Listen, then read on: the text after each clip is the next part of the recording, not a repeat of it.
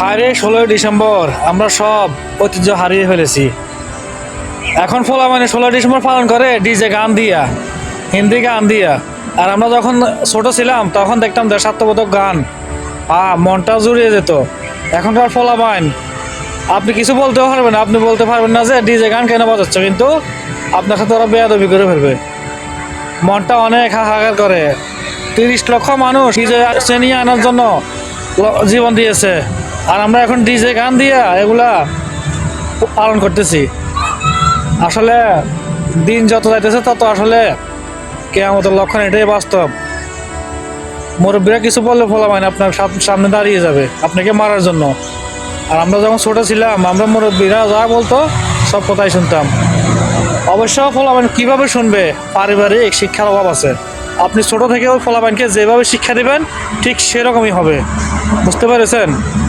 তাই আমাদের সকলের উচিত, একটা বাচ্চা যখন হাঁটতে শিখবে আপনি যেভাবে শিখাবেন সেভাবে শিখবে, যেভাবে কথা বলতে শিখাবেন সেভাবে শিখবে। আপনি ওর সাথে যদি খারাপ ব্যবহার করেন ও কিন্তু সেটা শুনে সেটাই শিখবে। সুতরাং এখনকার ফলাফল বেশিরভাগই, আমি বলবো না যে সবাই এক সমান, কিছু কিছু ফলাফল কিন্তু একদম বেয়াদব হয়ে গেছে। আপনি আজকে দেখেন আমাদের 30 লক্ষ মানুষের বিনিময়ে আজকে স্বাধীনতা অর্জন করছি, কিন্তু কি পেয়েছি আমরা?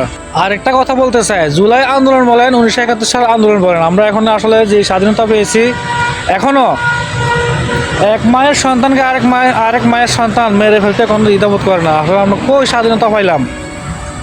আসলে একজন মায়ের বুক খালি করতে আমরা কখনো দ্বিধাবোধ করি না। আমরা যদি দয়া মায়া থাকতো কেউ কাউকে কখনো মারতাম না।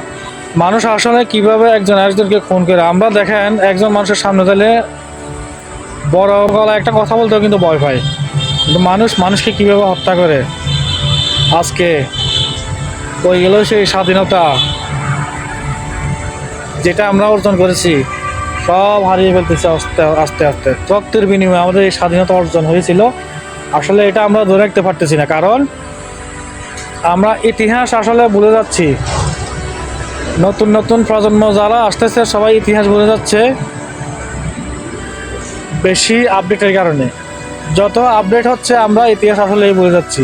সুতরাং সবার প্রতি আমার দৃষ্টি আকর্ষণ থাকবে আমরা যেন মুক্তিযুদ্ধকে না ভুলি, কারণ 30 লক্ষ শহীদের রক্তের বিনিময়ে আজকে বাংলাদেশ স্বাধীন হয়েছে। আজকে যদি এই বাংলাদেশ স্বাধীন না হতো, আমরা এভাবে হাঁটাচলা দোকানে বসা স্বাধীনভাবে কথা বলা এটা কখনোই পারতাম না। সুতরাং আমরা বিজয়কে আমরা সবসময় আঁকড়ে ধরে রাখতে চাই। আর যে দিবসগুলো আসে আমরা এগুলো আসলে ডিজে গান না বাজিয়ে দেশাত্মবোধক যে গানগুলো আমরা এগুলোই বাজাতে চাই। আর 30 লক্ষ শহীদদের প্রতি আমার এখনো শ্রদ্ধা থাকবে ইনশাআল্লাহ।